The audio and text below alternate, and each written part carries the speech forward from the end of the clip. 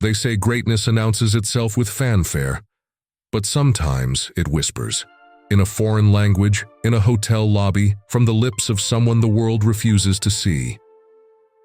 Zoe Johnson didn't expect her life to change that morning. In fact, she expected it to be like every other day for the past 6 years.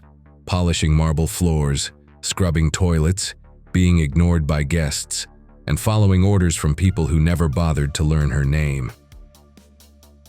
It was 7:43 a.m. The Grand Plaza Hotel lobby gleamed like a jewelry box. Glass chandeliers glittered above. Brass elevator doors reflected the first sunlight, and a faint classical tune floated from hidden speakers. Zoe moved through it all like a shadow. Her black and gray housekeeping uniform blended into the background like wallpaper. That was the point. In the service industry, invisibility isn't a punishment, it's a requirement. She was halfway through polishing the marble near the concierge desk when her phone buzzed in her apron pocket. She froze. Phones during work hours were strictly forbidden, especially for housekeeping. Rule number 1 from Manager Richards, written in bold red letters in the employee handbook. But then she saw the number. Her heart skipped. The university. Zoe's. Breath caught in her throat. She had applied for a master's program in linguistics 6 times. 6 rejections. 6 "we regret to inform you" letters. But this was them, calling her. She looked around. The lobby was already filling up. Businessmen wheeling luggage, tourists laughing too loud, the scent of expensive perfume and espresso thick in the air. She ducked behind a carved marble column and whispered, "One moment," more to herself than anyone else. Then she slid her finger across the screen. "Zoe Johnson," she said, barely above a whisper. On the other end, the voice replied, not in English, but in crisp, articulate Dutch. Zoe blinked. Without thinking, she switched languages. Her Dutch was flawless, her pronunciation native-like. Words flowed from her lips like silk, confident, clear, effortless. For a few moments, she wasn't a maid. She was a linguist, a scholar, the woman she trained herself to become. They spoke about her application, the missing motivation letter, the appeal she had sent by email. She explained everything fluently, diplomatically, respectfully. That's when the silence fell. Zoe looked up. Something had shifted in the air. The hum of the lobby was still, but the temperature felt colder. Just a few feet away stood a man. In a navy suit, tall, clean-shaven with silver at his temples. His gaze locked onto her like a camera lens zooming in. His face was unreadable, but his eyes betrayed something between surprise and curiosity. Zoe's blood ran cold. Next to him stood Manager Richards, and her expression was the opposite of curious. It was pure, sharp-edged fury. I'll call you later," Zoe said hastily in Dutch. "Terry tot straks." She hung up. The moment she stepped out from behind the column, the words hit her like a slap. "Johnson, in my office, now." The walk to the administrative office in the basement felt like a walk to the gallows. Down the elevator, through the maze of service, corridors. Behind her, she could almost hear the whispers of her co-workers, some sympathetic, most not. At 29, Zoe was the only black woman in the cleaning staff with a college degree, a detail Manager Richards always seemed to forget. Inside the small office, Richards didn't waste time. "You know the rules," she snapped. "No phones during working hours. Especially not in the lobby, and definitely not for cleaning staff." Zoe said nothing. "And what were you even speaking? French? Italian?" "Dutch," Zoe corrected without thinking, and instantly regretted it. Richard's jaw tensed. "I don't care if it was Martian. What matters is that Mr. Coleman, the owner of this hotel, saw one of my maids having a casual phone call, in the middle of the lobby like she's on break at a bus stop." Zoe swallowed hard. She could have explained. She could have said it was a university call, that it was about her future, but she knew it wouldn't matter.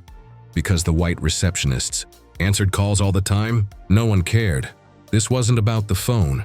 It was about reminding her of her place. "You're being reassigned," Richard said flatly. 3 months in the convention center restrooms, Starting today, maybe there, you can practice your fancy languages without embarrassing the hotel. Zoe's stomach twisted. The convention center was the worst assignment. Overtime hours, no extra pay, post-conference messes. It was Richard's favorite punishment for anyone who crossed an invisible line. "You're lucky I'm not firing you," Richards added. "Now get out." That night, Zoe sat on her twin bed in the apartment she shared with 2 other women. Her linguistics degree hung on the wall above her, inside a dollar store frame, barely holding together. Her eyes were red, her voice silent. 6 years of cleaning rooms. 6 years of sending resumes that vanished into black holes. 6 years of trying to believe that hard work would be enough. She stared at her phone, still glowing softly from the Dutch call. She had no idea that someone else remembered that moment too. And for him, it wasn't just a maid's phone call. It was the moment everything changed. The next morning didn't feel like a new beginning. It felt like a sentence. Zoe arrived early, as always. Even with the weight of humiliation pressing on her chest, her uniform was neatly pressed, her shoes spotless. She'd made a silent vow. The night before, no matter how unfair it was, she would carry herself with dignity. Even if no one else saw it, she would. As she clocked in, she braced herself for her new assignment, the dreaded convention center restrooms. But before she could even grab her cart of cleaning supplies, a voice called out across the lobby. "Zoe Johnson?" She turned. It was Jennifer, the head receptionist. "Human Resources wants to see you right away." Zoe blinked. "HR? What now?" Her pulse quickened. This was it. Now they're going to fire me. Richards must have changed her mind. Or maybe Coleman wanted her gone. The owner had seen her breaking the rules. Maybe her punishment wasn't over. It was just beginning. The HR office was on the top floor, adjacent to the executive suites. Zoe had never been there. In fact, most cleaning staff never even looked at the elevator that went to the 30th floor. That world, of mahogany desks and leather chairs, wasn't for people like her. She rode the elevator up in silence, standing in the corner, invisible again, as 3 executives discussed quarterly losses and global expansion. No one looked at her. No one asked why she was there. That was normal. When she stepped off the elevator, everything felt too clean, too quiet, like stepping into another reality. Inside the HR office, a woman in a navy pantsuit greeted her. "Miss Johnson." "Please, have a seat." Zoe sat, her back straight, her hands folded to hide the shaking. She waited for the hammer to drop. Instead, the woman smiled gently. "Mr. Coleman has requested a meeting with you." Zoe stared. "The owner?" "Yes, he's expecting you now." Zoe stood slowly. Her heart pounded like a drum. This didn't make sense. Why would the owner of a hotel empire, someone who probably met with CEOs and foreign dignitaries, want to speak to her? The assistant led her down a hall lined with artwork that probably cost more than Zoe made in a year. At the end was a double door of dark wood, etched with the Grand Plaza logo. The doors swung open silently. The office was bigger than her entire apartment. Floor-to-ceiling windows framed a panoramic view of the city. A long oak desk sat near the center. Behind it, a tall man in a tailored suit stood, flipping through a folder. He looked up. Richard Coleman, age 45, real estate mogul, known for saving dying hotel brands and turning them into gold. Ruthless, brilliant, untouchable. "Miss Johnson," he said, motioning toward a chair. "Come in, please." Zoe approached cautiously, feeling like she had wandered into a movie, set by accident. "I'm sure you're wondering why you're here," he said. "But first, can I confirm something with you?" He glanced at the open folder. "Dutch, French, Italian, Mandarin, all fluent?" Zoe blinked. "Yes, sir." He looked up, eyes narrowing with curiosity. "And you have a degree in linguistics from Georgetown?" "Yes." He closed the folder slowly. "Then let me ask the real question. Why has someone like you been cleaning toilets in my hotel for 6 years? Zoe hesitated. This wasn't sarcasm, it wasn't an insult. He was genuinely asking. I applied, she said, her voice low. 47 times. To the International Relations Department. Marketing, guest services, even front desk, all ignored. Internally? He asked. 12 transfer requests, she nodded. Every single one denied. By whom? Manager Richards and Mr. Whitmore, Director of Operations. Coleman didn't flinch. He simply picked up a pen and scribbled down the names. That's curious, he murmured. Whitmore complains weekly that we don't have enough multilingual staff for international clients, especially for Asian conferences. He looked up. Did her again, more focused now. Zoe, I'm going to be honest. I didn't overhear that Dutch phone call by accident. 3 months ago, I hired a third-party firm to quietly investigate why our East Coast properties were losing high-performing minority employees at such a high rate. Your name kept coming up in whispers, but yesterday, I saw you, and I heard you. Zoe sat still, stunned. She had expected punishment, but instead someone had seen her, really seen her for the first time in years. I have a major conference starting tomorrow, he continued. Executives from China and the Netherlands. I need someone who can switch between Dutch and Mandarin seamlessly. Someone who understands not just language, but culture. She managed a faint smile. You want me to clean their rooms? Coleman grinned slightly. No, I want you to be our temporary international relations coordinator for this event. Zoe blinked. Wait, what? $5,000 a week. Starting today, he said matter-of-factly. It was more than she earned in 3 months. Why me? She asked. There are dozens, hundreds of qualified people. Because I heard you speak Dutch like a native. Because I read your qualifications. And because I suspect there's something very wrong in how this hotel chooses who gets to rise and who stays invisible. When Zoe left that office, she wasn't carrying a mop. She carried a new badge, new credentials, and access to a level of the hotel she had never dared dream of. But as the elevator doors slid open on the executive floor, a familiar voice greeted her. Johnson? What are you doing here without your uniform? It was Richards. And her face paled when she saw the D around Zoe's neck. Zoe met her gaze calmly. International Relations Coordinator. At the direct request of Mr. Coleman. Richards froze. That's not possible. You don't have the Georgetown. Fluent in 6 languages, including Mandarin and Dutch, Zoe said, her tone cool. My resume has been in the hotel system for 6 years, along with 12 internal transfer requests. And just like that, she walked past the woman who'd tried to keep her invisible. Zoe didn't know what would happen next, but she knew this much. The door was open, and she wasn't walking through it alone. She was kicking it off the hinges. Power doesn't always shout. Sometimes it watches. Sometimes it waits. And sometimes it walks into a room wearing a name badge no one saw coming. Zoe's first day as temporary international relations coordinator didn't come with applause. No grand welcome, no inspirational emails. Just silence. The kind of silence that only happens when people realize someone they used to ignore is now in the room they thought was off limits. She walked into the event coordination suite with her new badge clipped to a tailored blazer, not the faded gray housekeeping uniform they were used to seeing her in. Some looked up, most looked away. But Zoe wasn't here for their approval. She had a job to do.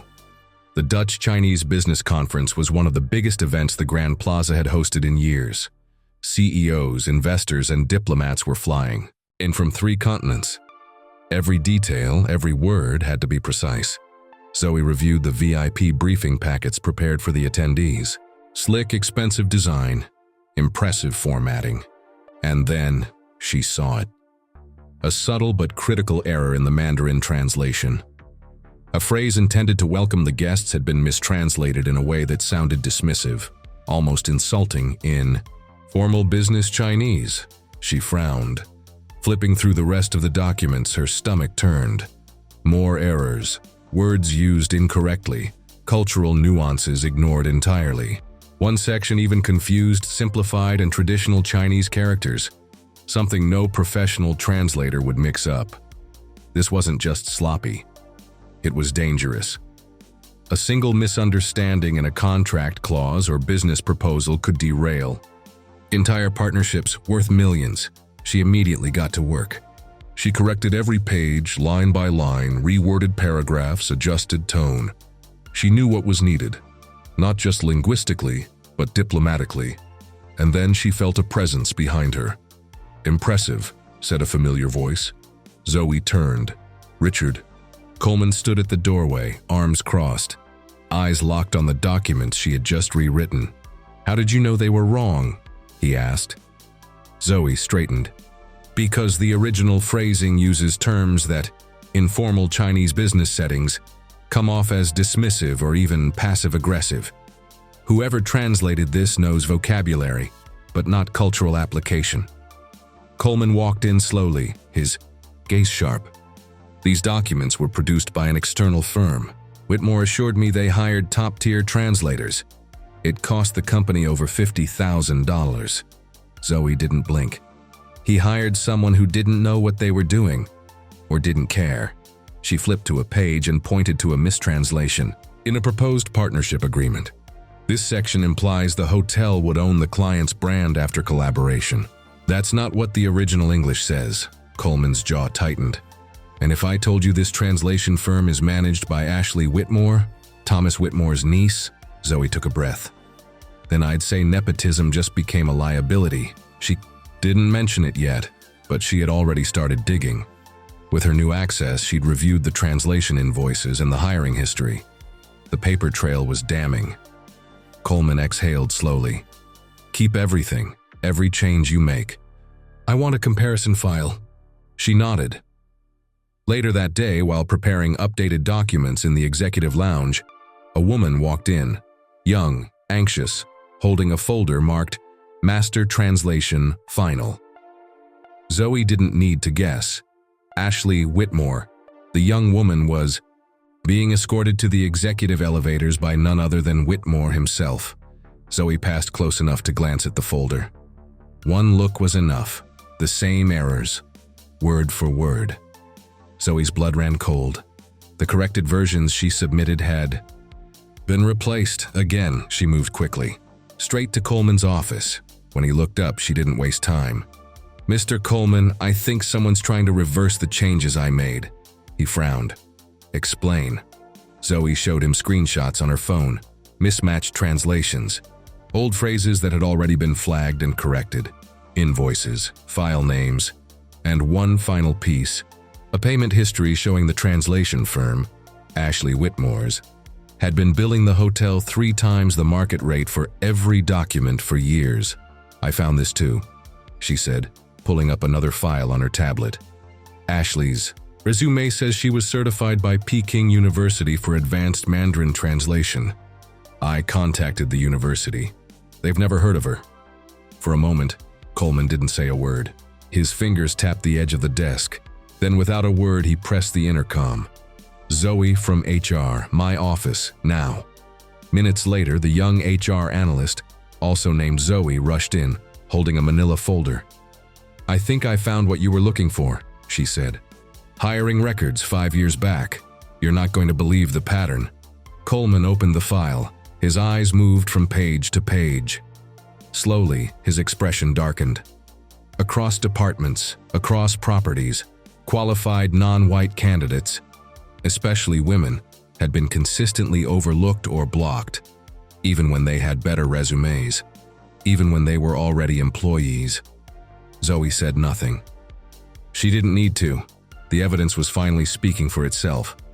At that moment, Whitmore entered the office unannounced, holding a clipboard. "Richard, the Dutch delegation is ready, but there's a question about one of the contracts. I think Johnson mixed up some terms in Mandarin." The silence hit like a slap. Coleman turned slowly. Thomas closed the door. Whitmore hesitated. "Now." He did. Coleman stood up. "I'm looking at $50,000 paid for amateur translations, and 6 years of ignoring highly qualified internal candidates while we hemorrhaged money and lost credibility with our international partners." Whitmore's face went pale. I don't know what you mean." Ashley Whitmore, no formal certification, no Mandarin credentials. Fake resume. He looked at Zoe. Show him. She placed the confirmation email from Peking University on the desk, along with a marked-up document showing every error. Whitmore's composure cracked. You're just a cleaning lady who thinks, PhD in Applied Linguistics, Georgetown. Zoe said calmly, 6 international publications, all in your hotel's HR database. Coleman's voice dropped. I've called an emergency board meeting. In 30 minutes. By then, I expect your resignation letter on my desk. Whitmore's mouth opened, then closed. He had no words. Behind closed doors, Zoe had exposed something far bigger than fraud. She had revealed a system, quiet, polite, but deeply unjust, that had hidden talent behind aprons and kept power within bloodlines. But this was just the beginning. For years they looked through her. Now the whole room would have no choice but to see her. It was 10 a.m. sharp. The executive auditorium was packed, standing room only. Every department head, every regional manager, every member of the board, even the Dutch and Chinese business delegations had been invited to sit in the front row, uncertain of why the conference agenda had suddenly shifted. There was tension in the air, like before a thunderstorm. Whispers rippled across the room. Something big was coming. At the front of the room stood Richard Coleman, back straight, face grave. He didn't start with pleasantries. He didn't smile. Today, he said simply, we confront the truth. Next to him stood Zoe, not in uniform, not in the back, not invisible. She wore a sleek navy dress suit, the ID on her chest now reading, Dr. Zoe Johnson, Acting Director of International Relations. Gasps echoed through the room. Some people squinted as if trying to reconcile the woman on stage with the one they passed in hallways without greeting for years. Coleman continued, for several months we've been investigating the internal structures of our East Coast properties. High turnover, low diversity at the top, persistent complaints that were never formally resolved. He paused, letting the weight of his words settle. What we found was not only negligence, it was a systemic scheme of exclusion, favoritism, and discrimination, one that cost this company millions and nearly destroyed our reputation among global partners. A presentation began behind him. Charts, emails, invoices, application, rejections. Side-by-side comparisons of internal candidates versus who actually got hired. Photos of rejected resumes, names, faces, stories. And then, Ashley Whitmore's translation firm. The inflated billing, the critical linguistic errors that nearly derailed multi-million-dollar contracts, all tied to a single executive's family. The room fell into stunned silence. Effective immediately, Coleman announced, Thomas Whitmore has been terminated for cause. Sarah Richards is suspended pending full investigation into her participation in suppressing internal talent. Zoe scanned the crowd. There sat Richards, face white, eyes glassy, looking like someone who had just realized the ground beneath her was never solid to begin with. But Zoe didn't feel triumph. Not yet, because this wasn't just about her. It never was. Coleman nodded in her direction.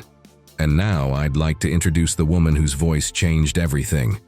Someone most of you never saw until you had to. Dr. Zoe Johnson. She stepped forward, steady despite the storm inside. She looked out into the room, not with bitterness but clarity. I worked here for 6 years, she began softly. I cleaned your floors, scrubbed your restrooms, took the service elevator while you took the glass one. She paused. No accusation in her voice, just truth. During those 6 years, I also submitted 47 applications, 12 internal transfer requests. I was told I wasn't the right fit, that I lacked experience, that the position had already been filled. Her voice didn't crack. It resonated, and then, one day I answered a phone call in Dutch. There was a small ripple of uncomfortable laughter, not mocking, just the kind of exhale people make when they know they've been caught looking away too long. In that moment, she continued, One person saw me, not because I applied, not because I begged, but because he listened. She turned to Coleman, who gave a small nod. I've spent years wondering if I was crazy, she said, her voice quieter now. If maybe I wasn't good enough. If maybe I was imagining the walls I kept walking into. She looked out again, this time with conviction. But it wasn't me. It was the system, the kind that looks at your name, your skin, your job title, and decides your ceiling before you ever get a chance to reach for it. Her words were no longer quiet, they were thunder. And now, she said, we change that. Applause broke out, first in the back rows, where the cleaning and maintenance crews stood, some with tears in their eyes. Then from HR, then from mid-level managers. Finally, the whole room rose, wave after wave of people clapping, standing, awakening. Not everyone joined in, but enough did. Coleman stepped back up to the podium, his voice steadier now. I'm proud to announce that Dr. Zoe Johnson is being officially appointed as our Global Director of Internal Communications, overseeing all multilingual operations and diversity initiatives across the company. The title landed like a stone thrown into still water. She hadn't just earned a seat at the table, she was now rebuilding the table itself. As Zoe stepped off the stage, she passed by Whitmore, who was being escorted out of the building. His face was tight, jaw clenched, eyes full of rage. You won't last a month, he muttered. Zoe stopped, turned, smiled. I've already lasted 6 years, she said calmly. Everything after this is just catching up. Justice had come, but it didn't look like revenge. It looked like truth finally being heard, out loud, and all at once. And somewhere in the back of the room, one of the younger cleaning staff whispered to another. Did you hear that? She said, Dr. Zoe Johnson. 6 months had passed, but it felt like 6 lifetimes. Once upon a time, Zoe Johnson would take the side elevator in silence, carrying cleaning supplies, her name forgotten by those who passed her. Now, she stood in a corner office on the 32nd floor, the city stretching out beneath her like a map of all the places she used to believe were off-limits. The plaque on her oakwood door read, Dr. Zoe Johnson, Vice President of Diversity and International Relations, Grand Plaza, Hotels International. But the title wasn't what moved her. It was the ripple effect. She turned from the window as her assistant, also named Zoe, stepped in. With a warm smile. They're ready for you. Conference call with all regional managers. The restructuring committee is assembled. Zoe nodded, taking a breath. She wasn't nervous. She was ready. Inside the boardroom, she stood before the screen, facing leaders from every corner of the company. Behind her, Richard Coleman took a seat with the board. Today, Zoe began, I present the final report on the pilot of our Invisible Talents program. She clicked the remote. A slide appeared. 7 employees, all hidden in plain sight. All possessing degrees, certifications, language fluency, and leadership skills. 83% of them were Black, Latino, or from other underrepresented backgrounds. Another slide followed. Translation outsourcing costs, down 78%. International customer satisfaction, up 42%. Employee retention in promoted roles, 91%. And then, something more personal. Photos, smiles, new name badges, new titles, old uniforms folded away. A dishwasher who now managed logistics for international food suppliers. A bellhop fluent in Arabic, now coordinating VIP Middle Eastern bookings. A single mother from housekeeping, now the head of internal finance support, thanks to a degree no one had ever asked about until now. The impact is undeniable, Zoe continued. But the real success is this. We're not just filling roles, we're rewriting the rules. Coleman smiled, leaning forward. He had promised Zoe that day in his office, you fix this, not just for you, but for everyone we've overlooked. And she had. Across the country, in a small, modest hotel in California, Sarah Richards watched the live broadcast from a break room. After the investigation, she'd narrowly avoided termination by accepting a demotion and relocation. She now managed the laundry department. Every day was a reminder. Once she had rejected talent like Zoe with a shrug. Now she folded linens beside women she once deemed unworthy of advancement. No one called her manager anymore. They just called her Sarah. Meanwhile, Thomas Whitmore had disappeared from the hospitality industry. No five-star chain would touch his name. Rumors said he was working the night shift at a roadside motel in Arizona. His niece, Ashley, had been forced to return all her overpayments.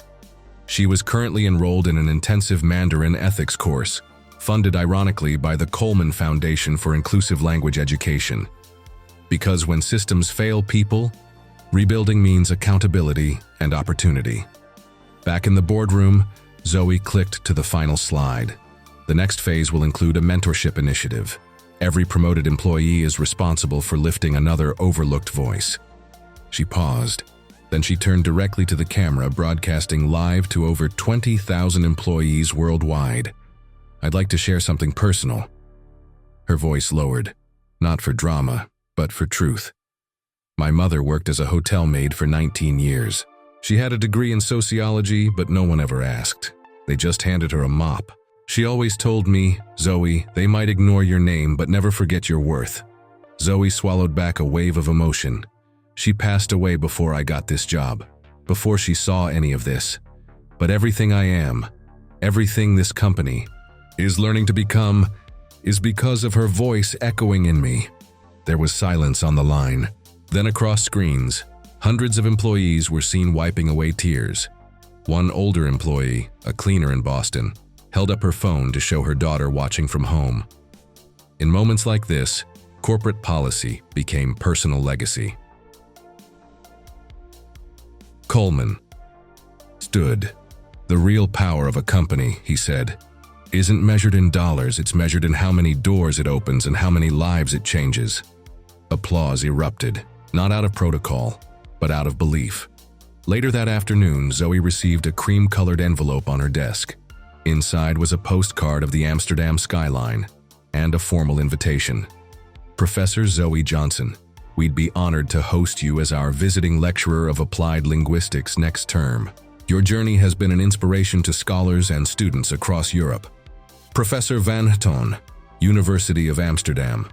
Zoe smiled, her fingers brushing the edge of the card. 6 months ago, she almost missed that call. If she had ignored it, if she had obeyed the rules just one more time, she might still be mopping floors while her degree collected dust on a peeling wall. She stood up, walking to the window again. Below her, the Grand Plaza buzzed with activity. Somewhere in the lobby, a young staff member probably felt unseen, just like she once did. And now, because of her, there was a clear path forward. The next morning, she officially launched a scholarship fund for hotel employees and their children.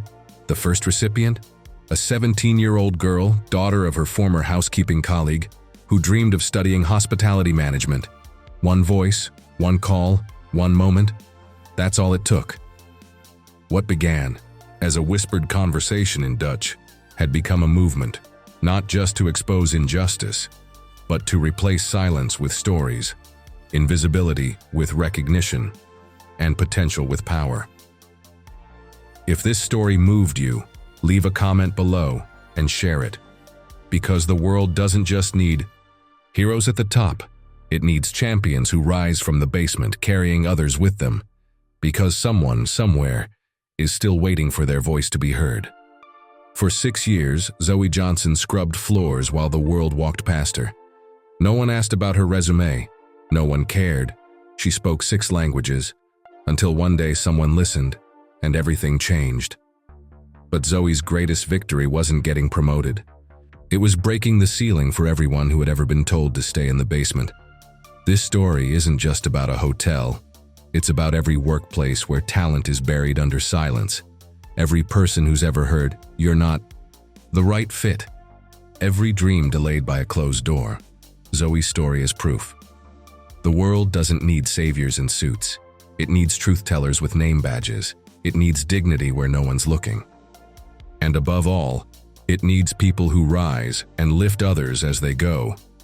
If this story moved you, comment below. I see you. I believe in you.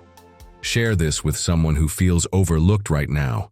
And remember, sometimes the loudest revolution begins in a whisper. In Dutch, behind a mop cart.